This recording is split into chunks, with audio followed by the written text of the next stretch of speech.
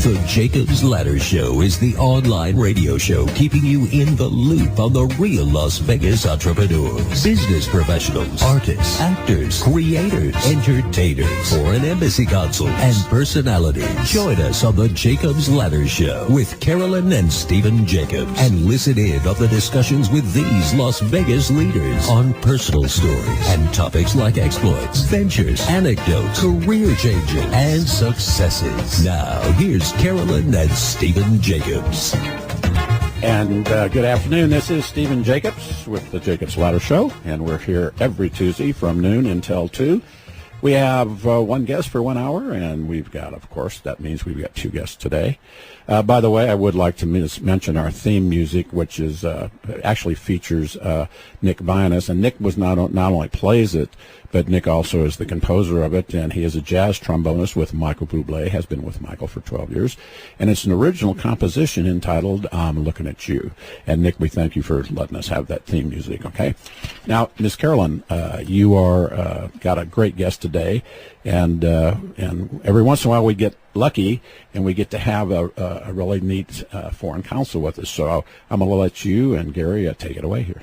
Well, I'm so excited because not only is he an honorary consul, which Vegas has quite a few of them in town, but he also has the distinction in 1988 to be part of a fabulous relief effort in the Soviet Union. And we're going to discuss that later and how he was famous in a book.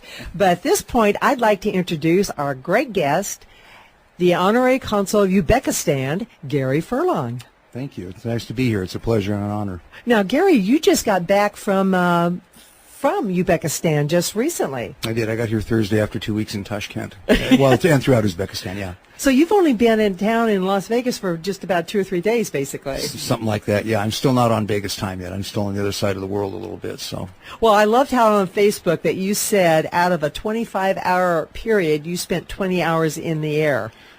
I did. And you're still functioning. Well, it depends on how you define function. I'm glad someone enjoyed that. That particular day, I had breakfast 300 miles north of Afghanistan, and I had dinner 300 miles north of Mexico. It was a long day. This is great. Well, this guy has a great wealth of information that he's going to share with us. But this is the Jacobs Ladder Show and your ladder of success. So we like to start the show the same we do with everyone who's a guest on our show, and that would be, the first question is, where were you born? Spokane, Washington. In fact, you have spent most of your life in Washington and Alaska, is that correct? Mostly in Washington State, yeah. Some in Alaska and a little bit in Oregon. I went to law school in Oregon, did my first year of practice there, but Seattle's been home since I was 4. And what did your parents do? My dad specialized in putting together initial stock offerings for companies.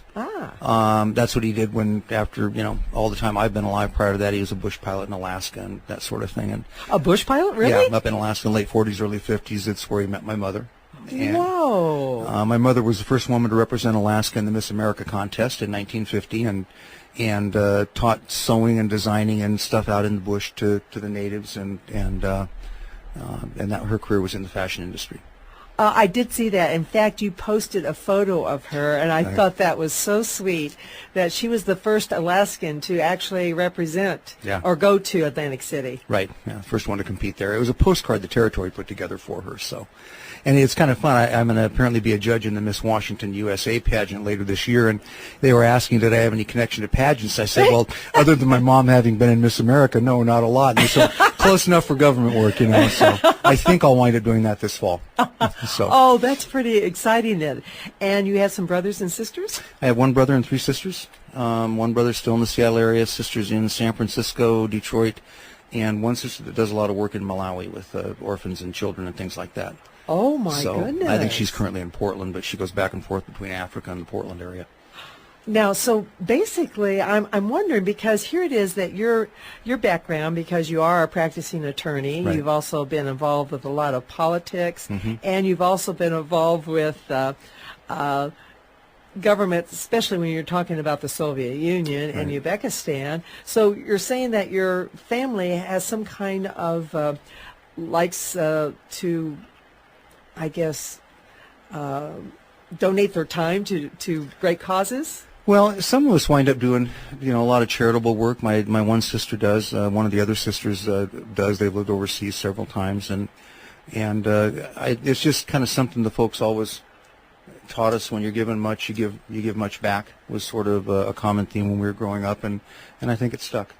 You know? Oh, my goodness. Okay, now, I'd like to get into, before we have our first break, that's why I want to be able to talk to you about, there was a book that was written, and it was called Who the Hell is Bob? The Man Behind the Magic by Steve Rudman, and it was released in 2001. And this was about Bob Walsh, who was the president of the Seattle Organizing Committee, and it talked about his relationship with the Soviet officials. However, there's a big section of you in this book about how you were instrumental in the relief effort for the December 7th, 1988 earthquake. Would you like to share this story? Because I tell you, I was fascinated reading it. And it was not only about what you've done to help get everything together for the relief effort, but we're talking the Soviet Union and the Cold War, and for our younger listening audience, they don't have a clue what that means. No, they don't. And I speak in colleges and high schools from time to time, and the way I try and put it in perspective is that in today's world, to do this same thing would be like going into North Korea, you know, and getting on the ground and working with their intelligence guys and getting access to the field and all of that. They don't have a relationship to what the Soviet system was and what the Cold War meant. So that's as close as we can get. It was kind of a miracle, actually, that it happened. And Bob Walsh had a long history with the Soviets. He was working on putting the Goodwill Games together. There was a lot of resistance to it. And when I went to talk to the Soviets about sending my team in, it was kind of going nowhere until I mentioned Bob Walsh and the Goodwill Games and how this would be a boost for Bob to accept Bob's offer, because he'd sent a telex to Moscow. I called him and said, would you do that before I went into the Soviet embassy? And so when I told them that there was a telex from Bob Walsh to Gennady Gerasimov, the spokesperson,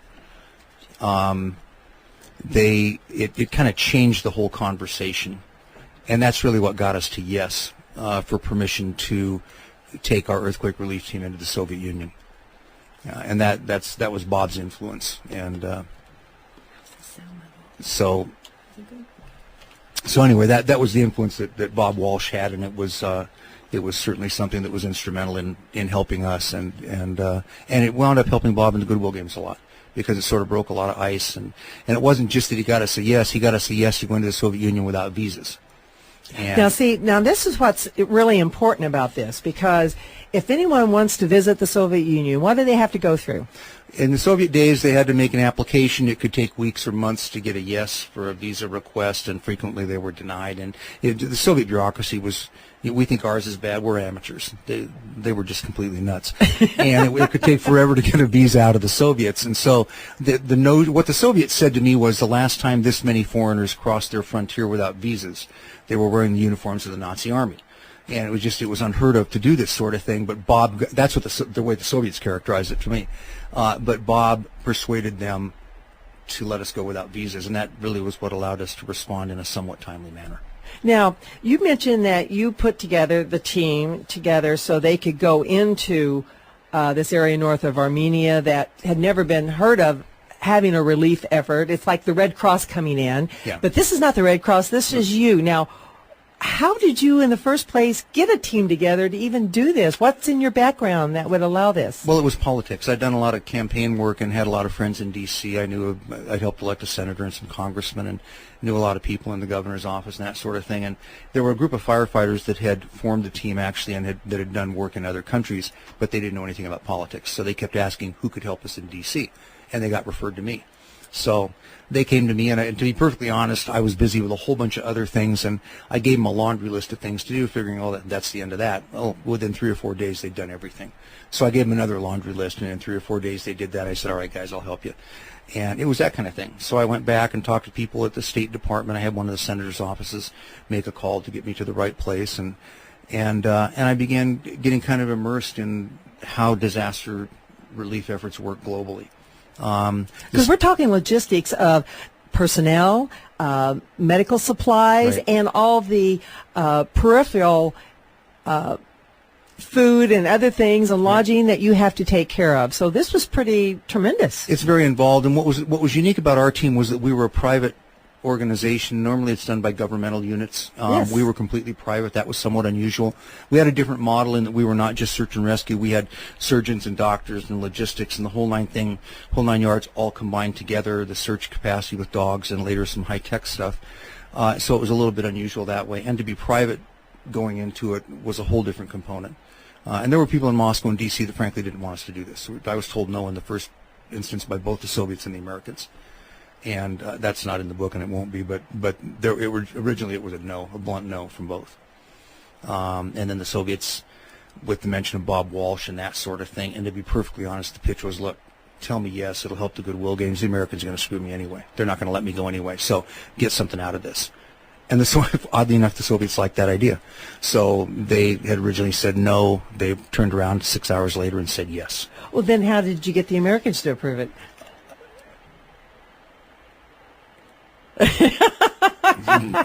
There was a conversation. there was a rather tense conversation about that. This is so, because I don't think still people understand with the Cold War is that the Soviets think any Americans coming into the area, well, number one, Americans aren't allowed, right. And if they do, they think they're CIA, they're spies, right. They're there for nefarious reasons other right. than humanitarian. Right. Well, in fact, the third secretary at the Soviet embassy, the guy I met with, Grigory Markosov, said, will there be CIA on your team? And I said, probably, but I'm going to be the last one to know who they are because they're not going to tell me. And he kind of smiled and said, that's a good answer. I said, it's also a truthful answer, But if there are, I don't know who they are. And frankly, does it matter anyway? You got a shattered country. If you got people digging your citizens out of rubble, who cares?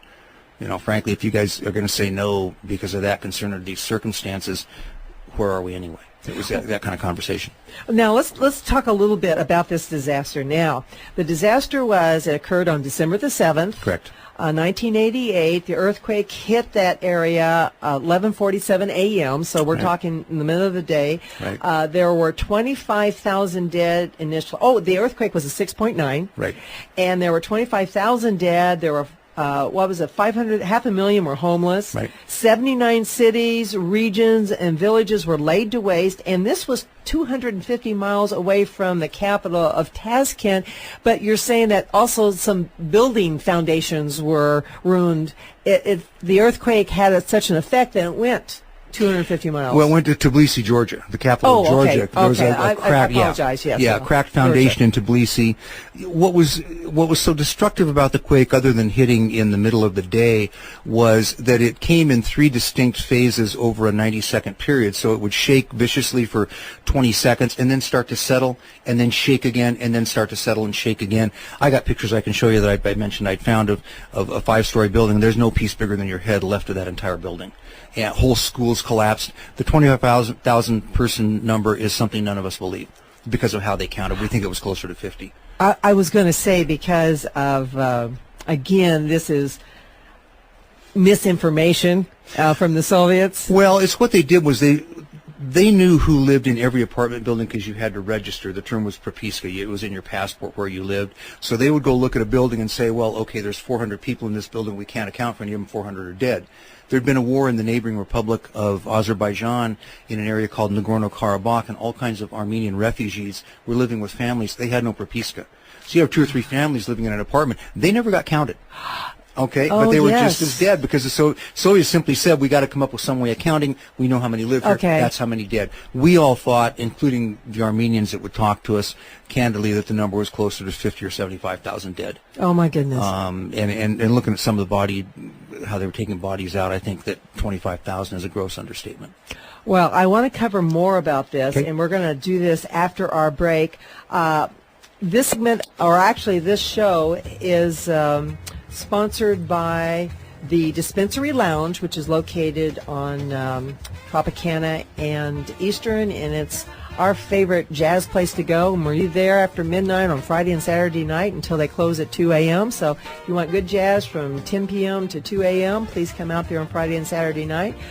This is Carolyn Jacobs with the Jacobs Ladder Show, and let's hear a word from our sponsor.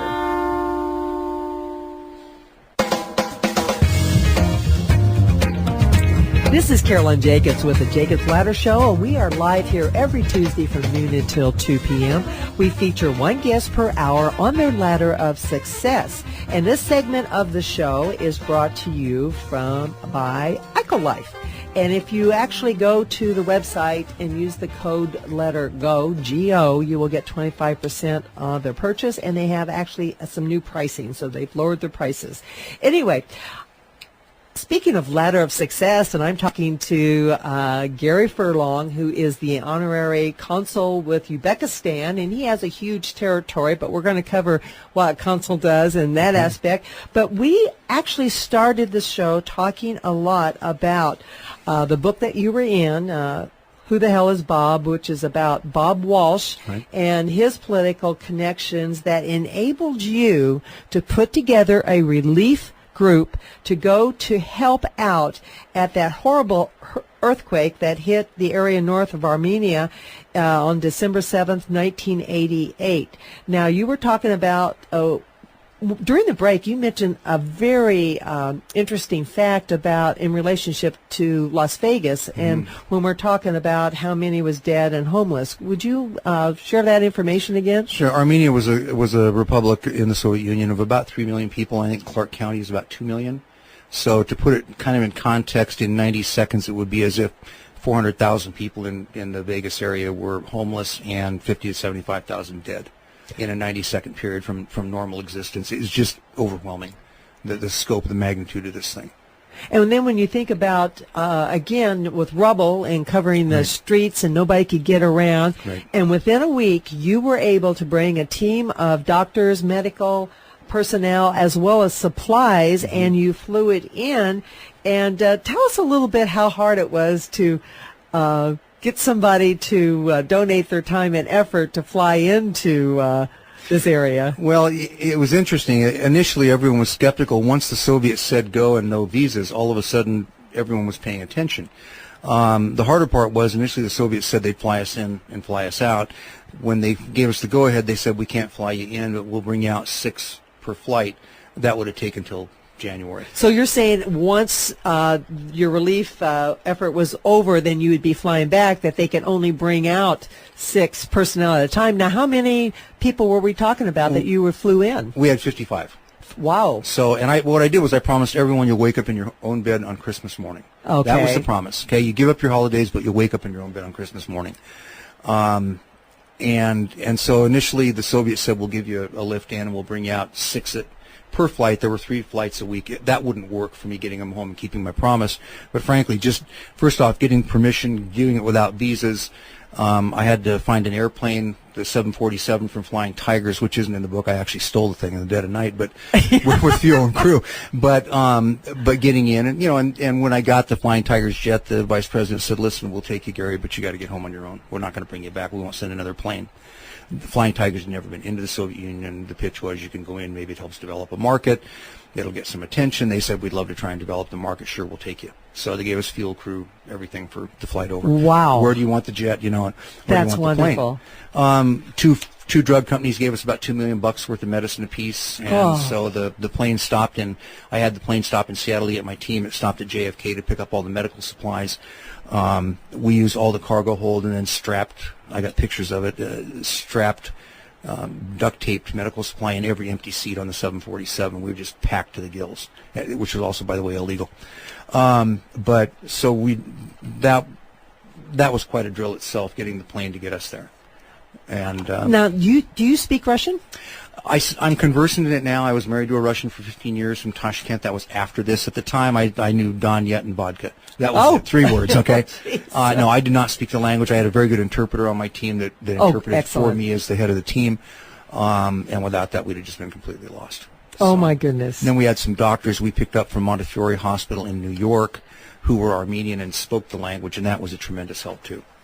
Now, what I'm thinking about, so what was your team, what was the first thing that they were doing? So the surgeons went to work in the hospital doing surgeries. There was a huge backlog of surgeries. The search and rescue guys went out and they had some specific areas they wanted search and rescue done. Our paramedics and our search guys were trained to function together. At that time, it was kind of unusual.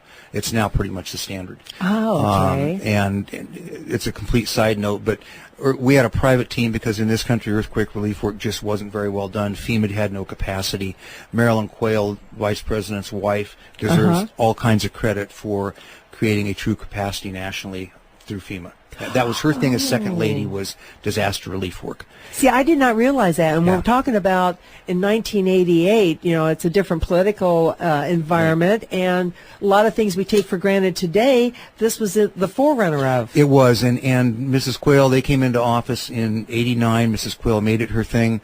I talked to her office regularly. Two of my friends, she had an advisory panel of 3, one of her staff people and 2 other guys, one from FEMA, one from state. Both of those guys were my friends. So we would talk about my team's model, our training exercises. They came out and looked at it, at what we did, and then they came up with a plan that they began to put into place nationally. That actually led to my exit from it because there really wasn't a need for a private team anymore. But when we started, there was nothing like it.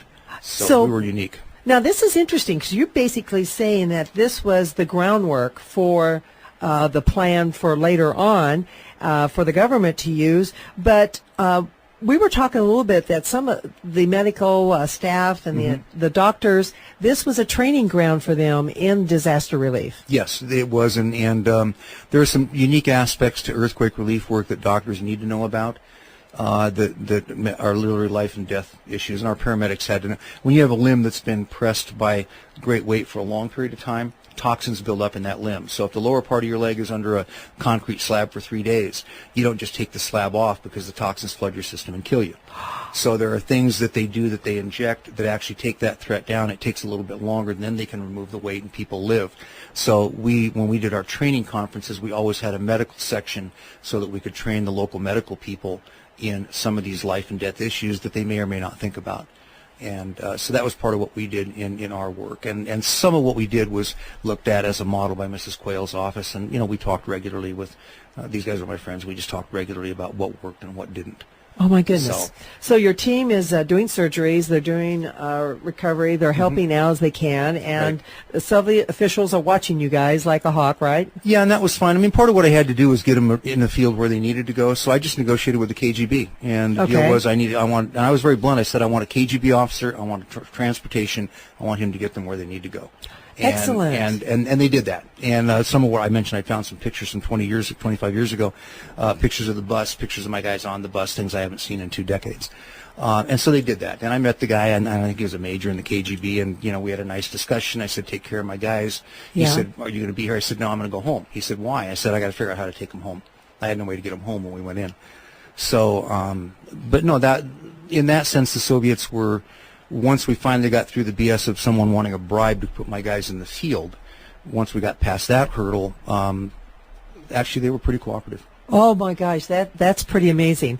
Now, before our next break, I would like to talk about the effort you went through to get your medical team home, because at a certain point, there's a cutoff date for them to come home. So, so what transpired? Because there's an interesting story involved with this. It has to do with the Lockerbie disaster, and that's why I wanted to bring this up about timing. Yeah, and I'm going to try and how much time do we have to the break? I want to make sure that we got 4 minutes. Okay. I've got to be careful. And we can also cover it afterwards too. Okay. So that's not a but problem. I want to be very careful about what I say about some of this. Coming out through Armenia, I had a serious problem in Moscow and nearly got dead. It concerned people in D.C., and so when I got back to D.C. Wait a minute. You're saying that your life was on the line? Yeah. And some people didn't like what you were doing, and were going to take you out? Is that what you're saying? I had a gun on my head for several hours. Oh my gosh! Okay, and that's all I'm going to say about it. But okay, I'm here. Okay, I'm not gone. Yeah, thank God. But I was gone from everyone's sight for several hours. And that was not planned. It concerned people in D.C. So when I got back, they knew I didn't have a way to get my team home. They arranged a plane. Okay. And what's not in the book, and I do talk about it, not terribly often, but what's not in the book is when they told me about the plane, it was given to me to know that there was something about that plane that was unsafe. Yes. Okay? I'm not going to say what, but it was very specific. It made no sense at the time. It made no sense till the investigation was over. But then there was no question that this was a divine inspired warning. So the one thing I desperately needed was a way to get him home. I was offered it on a silver platter. I said no. I went down to Miami instead to deal with one of the nastiest gun runners in the world who had planes going in and out to try and get my team home.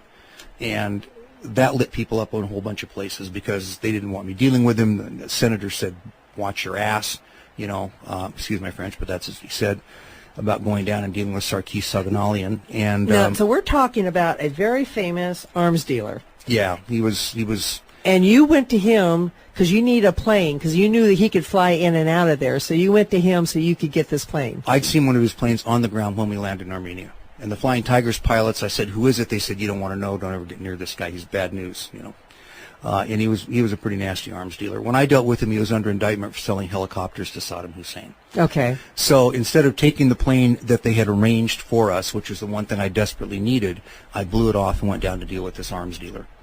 Okay. The plane I didn't take, as it turned out later, was Pan Am Flight 103. That's what the warning was about, not to put my team on what the whole world came to know as the plane that was blown out of the sky over Lockerbie, Scotland. Interestingly enough, while they were dropping out of the sky over Scotland, Sarkis's plane was also dropping out of the sky over the Atlantic near Florida. We went from about 35 or 40,000 feet to somewhere under 300 feet off the deck before they finally got control of the thing, and we all knew we were going in. That was yet another miracle. Oh my goodness! No, I didn't read that. That's not in the book. But it did, and we all knew we were going in. The angle of the drop, the speed, it was a miracle we didn't go into the drink and be done. Engine trouble? There was a problem with the plane. We made it back to Miami Airport. My agreement with Continental Airlines, they'd given me and get my team anywhere in North America by December 22nd at midnight. They'd take them home for free. When Sarkis's plane dropped out of the sky, there was no way we could meet that deadline. And so all of a sudden, I turned into a pumpkin because I had no way to get my guys home. Fortunately, Continental, the guy was very understanding. He says, look, I know what you went through, Gary. Just give me as much notice as you can. We'll get them home. I'll work a deal with the other airlines. I've already talked to them. They were wonderful that way. And in fact, every member of my team did wake up in their own bed Christmas morning except me.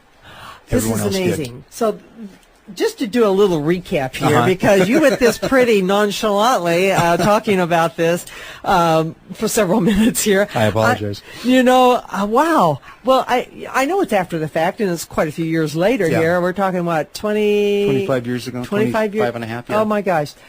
So your team, if you had stayed on schedule on the plane that was the government, the U.S. government had scheduled for you, right, your team would have been on the flight that crashed over or blew apart. Yeah. The plane blew up over Lockerbie, Scotland. We all would have died. Yes. Yeah.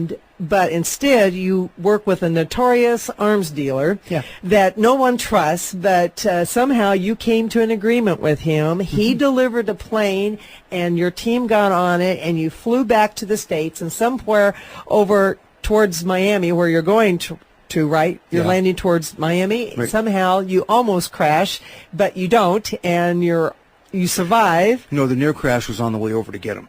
Oh. We had to turn around and come back. That's why my plan for getting people home was messed up, because now I wasn't going to get them home in time. I was on the plane going back over when we dropped. Oh, okay. But it took a couple days. They found what was wrong. They fixed it. The plane went, got the guys, flew them back into Miami. And everyone woke up in their own bed for Christmas morning, and, And thanks for the generosity, again, of Continental and all these other companies that supported and helped you with this relief, that everyone that... Flying Tigers, Continental Airlines, Merck, Johnson & Johnson, the two drug companies gave $2 million worth of medicine apiece. I mean, it was... Sarkis spent a ton of his own money. I had an interesting relationship with Sarkis from that point forward. It wasn't the only time he ever called me. And he was kind of this nasty character, and yet he and I had kind of this symbiotic relationship. I kind of describe it as like the old Bob Seger song, I used him, he used me, but neither one cared. We were getting our share. And he would come to me to get places he could never get, and I would come to him when I needed to move stuff I couldn't move. And somehow, over a period of several years, we, it was a You had very an interesting relationship. We then, did. We right? had an interesting relationship. Well, I want to actually come back to that in a minute. We're going to hear a word from our sponsor, and this is Carolyn Jacobs with the Jacobs Ladder Show, and this segment of our show was brought to you by the dispensary. Thank you.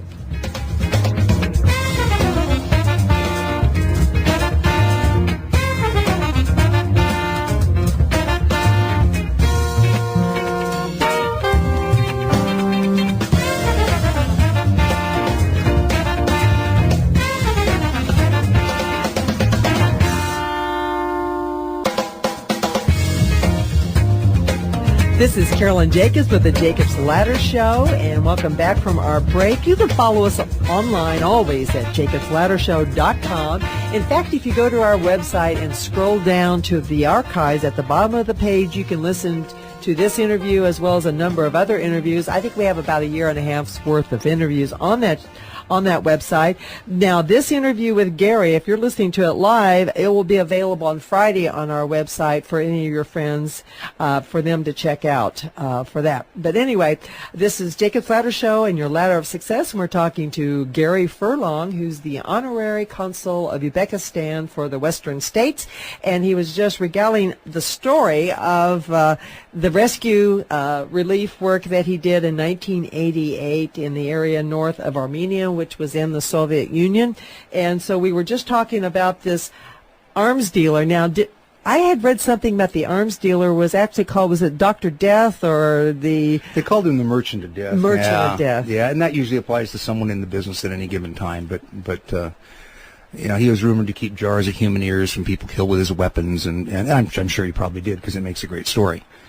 But interesting guy. He would later go to jail for selling helicopters to Saddam Hussein. He was under indictment for that when I talked to him.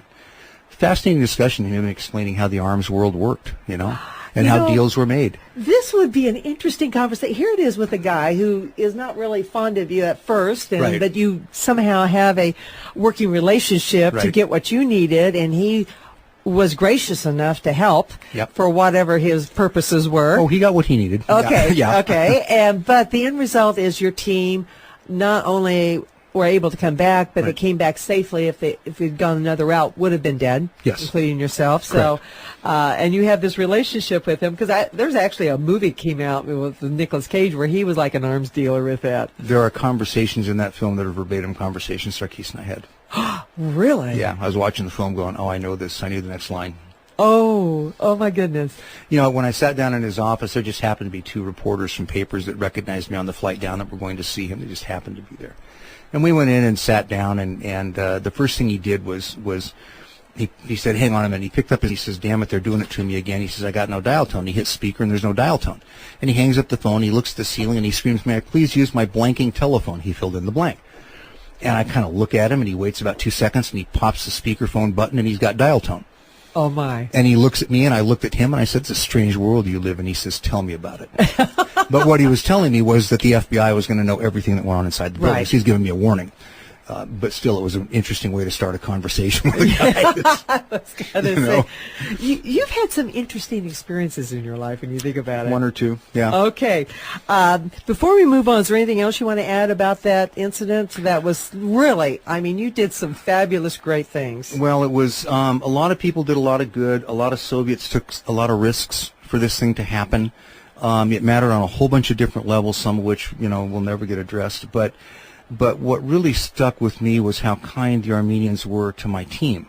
They'd come by a building with a guy and his daughter, I know in one case, and I think they'd lost every other family member. They had 2 little bags of tea left, or enough tea for half a dozen people, and they gave it to insisted on my team taking it. And they had nothing left in the world. Everything they owned was destroyed. Sitting there with the clothes on their back, a little bit of tea, and they insisted that my team have the tea. My. And things like that happened time and again. It was the kindness and the generosity of the average citizen. It was Armenia, but there were Russians, there were Armenians, or Azeris, or pick your nationality from the Soviet Union. That outpouring on a one-to-one level, I saw consistently in the Soviet Union. No matter how much the governments hissed and snarled at each other, the people one-to-one Yes. were just engaged in wonderful ways. And for me, it was one of the things I truly enjoyed about the early years, in particular, of my work in what was the Soviet Union and later the independent republics. I find this amazing because you are trained as an attorney. Yeah. You get into a political office in a way, or let's say the political scene in a way, as far as meeting people and everyone networking together, Right. Which today is so much easier than it was way back then, before Right. Facebook and Right. and Right. emails and everything else going on, and you were able to accomplish this. Now, you are the honorary consul of Right. Uzbekistan, and how long have you been doing that? 12 years this month, actually. Now, how did this start for you? Well, in Armenia, Seattle had a sister city from 1973. It was Tashkent, Uzbekistan, the capital of Uzbekistan. It was the first U.S.-Soviet sister city relationship. Tashkent was the fourth largest city in the Soviet Union, terribly important city in the Soviet system. And Tashkent itself was destroyed in a massive earthquake in '66. So in '88, when Armenia got hit, Moscow said, send everything you've got. The Uzbeks looked around and realized they had no heavy urban search and rescue capacity, whatever. No plan for an earthquake. So they called Seattle. They'd seen us on Soviet TV, and they called Seattle and said, listen, you guys had a team. Can the head of the team come and talk to us about earthquake planning? So I got home myself Christmas night. I did not wake up in my own bed Christmas morning, but Christmas night I got home from Armenia. A couple days later, I'm still numb from the whole thing and worn out. And our mayor's wife calls. Said, we've had a call from Tashkent. Would you be willing to come and talk to him? And I said, sure. I knew Roseanne. Roseanne Royer was her name. I said, when's your next trip? And she said, well, I'm sure you couldn't do it. It's the end of February. I said, Roseanne, when I left for Armenia, I canceled everything for 2 months. I'll have easier time carving out a week or two now than I'm going to have for a year. And I said, let's just do it. So 10 weeks after I get home, I'm back in the Soviet Union in Tashkent. And I began talking to the Uzbeks. I was interested in doing business there, so I began negotiating on business. I went back for the U.S.-Soviet Sister Cities Conference a couple months later. I had a beautiful interpreter who worked for the mayor. I wound up marrying her in 1990. Became president of Seattle Tashkent in 1992 or 3 after independence, and was president for about 10 years. So I did consul-like work with their embassy and their ambassador. He was a friend of mine, but without the title. It was Sister City. And in about 2000, the ambassador asked me for my resume. Didn't tell me why. Just he wanted my resume, and that was late in 2000. And in 2001, they asked me to be honorary consul general, and I thought about it carefully and decided I would do it. So I began doing work for them in June 7th of 2002 is when the State Department accredited me. U.S. State Department has to accredit you to do this. Oh, yes. I mean, with all the security clearance and everything. And what states does that cover? Well, formally, my accredited district is Washington, Idaho, Montana, Oregon, California, Nevada. That's a large district for an honorary. That's large. 6 states. Yeah. And 'cause I know you're here for a number of months here in Las Vegas. That's how we met. Yes, I spend 2 to 3 months a year doing consular work here. Wow. Now, would you tell our listening audience, what does an honorary consul do? In broad terms, we represent the interests of the government that nominates us. They have to ask the State Department to have us appointed. You have to be a citizen or green card holder. What a consul does varies somewhat by the country and your relationship with your ambassador and your career consul that you talk to. I tend to deal straight with my ambassador. Some honoraries do visas and passports. I don't. I didn't want the headache. It's a security, I didn't need it. So what I do is I effectively cover the western United States for Uzbekistan, basically from the Mississippi west. And so I will do governmental things. I'll set up my ambassador's trips. Some of it touches on security. I set up an ambassador trip to Fort Lewis where a lot of the striker brigades go to Afghanistan so we could talk about cooperation. Yes. And I have a lot. The Uzbeks give me an incredible amount of autonomy, and not everybody has that. So I do business, I do cultural, I do educational cooperation. Here in Las Vegas, I'm working to build at least a community-to-community relationship with Samarkand, Uzbekistan. There's some nice compatibilities that are of interest to both sides, UNLV in several instances. Because it's not only just the political aspect, but you are promoting tourism. Right. Tourism. Agricultural exchange. Agricultural, education. As you know, UNLV here in Las Vegas has one of the best hospitality training programs in the world. And so in Uzbekistan, there's real interest in sending Uzbek students here to study. They have a desert archaeology program run by Professor Alan Simmons that is world class. I've been working to build an opportunity for UNLV to take part in a dig at a UN heritage site, the ancient site of Samarkand, Uzbekistan. Population center for 4,000 years, conquered by Genghis Khan in 1220, by Alexander the Great in 323 BC. The ancient site is essentially untouched except for a small dig because of just a quirk of geology and history. Now, is this going to be safe? Because I know there were certain beautiful monuments that were destroyed by some... Yeah, Genghis Khan, the site of, when Genghis Khan conquered it in 1220 AD, there were 400,000 people in Samarkand. He basically razed the city, Zed, killed everyone, rode off, sand filled in the buildings, and because of a quirk of it sitting up above the river, when they went to rebuild, no one could figure out how ancients got water up to the reservoir, because it's above the river. So they just literally rebuilt along the river. And these ancient monuments you see are all post-Genghis Khan destruction. They're from the 1300s and 1400s, whereas he took them out in 1220 AD. And so because of this, well, all they've done is graze basically sheep and goats there for 800 years, and with very little, except a small dig, they've never excavated, no major archaeological dig. It's a UN heritage site.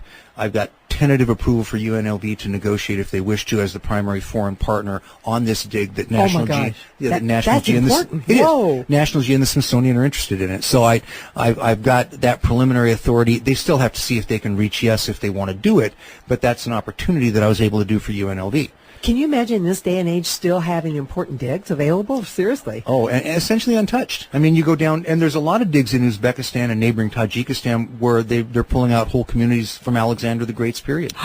And when he got to Samarkand in 1220 AD, he found a large community of Greeks that had been there for centuries. They thought he'd put them on top of their society. He regarded them as traitors and killed them. Yeah. So it was kind of a harsh world. But that was in 323 BC. That's 1,500 years ago. And it was a city of, I don't know, a couple 100,000 at that time. So this has been a population center for 4,000 years. The ancient name is Afrosiab. It's of tremendous interest to the archaeological world, and that's something concrete that I was able to create as a possibility if UNLV wants it. If we can put a deal together, it's their opportunity to put it together. And I discussed this in Tashkent with members of the presidential cabinet a week ago yesterday, I think it was.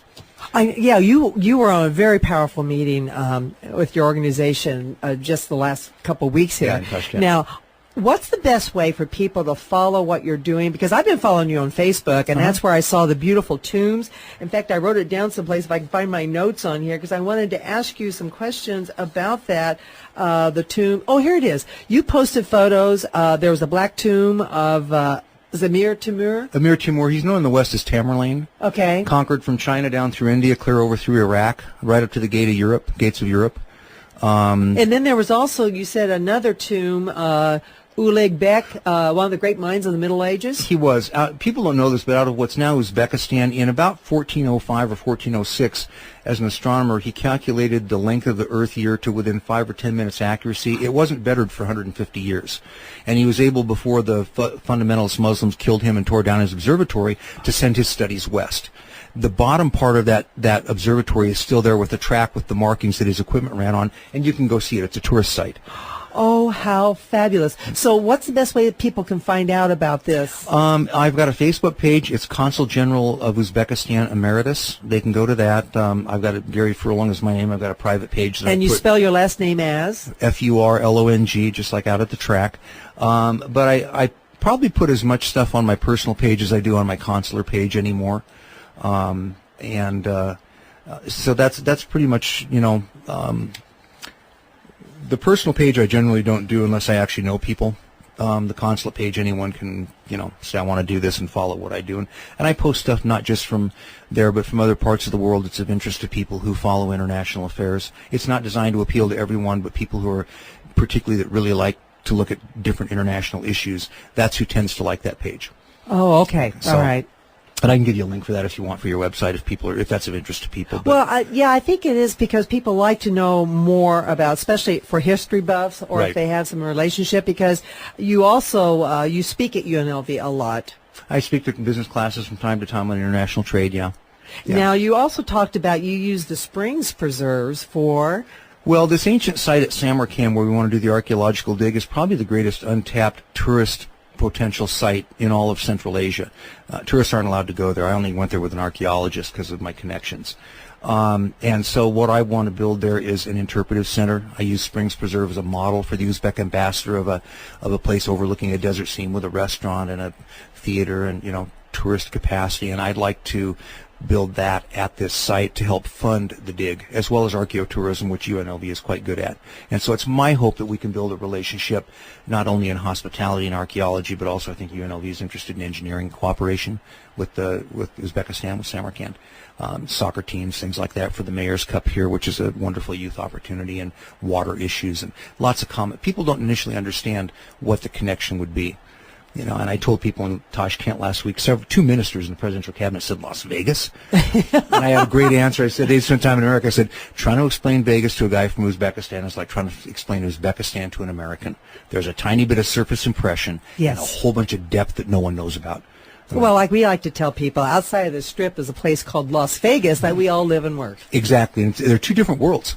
Absolutely. You know, and so people look at me, and I had the Minister of Trade say, how much time are you spending there? He's an old friend of mine, 20 years. Oh, yeah. And I said, I spend 2 to 3 months a year there, and I don't gamble, and I've never in my life been to a strip club. And that's just true. I've never been to a strip club. And I rarely gamble, and it's just kind of for fun for a few minutes. But, you know, and he says, well, what do you do? So I went through the list, and he kind of sat back and looked at me and said, wow. Yes. You know. Yeah. Okay. So, you know, but the impressions are interesting things for people. Oh my gosh, this is amazing.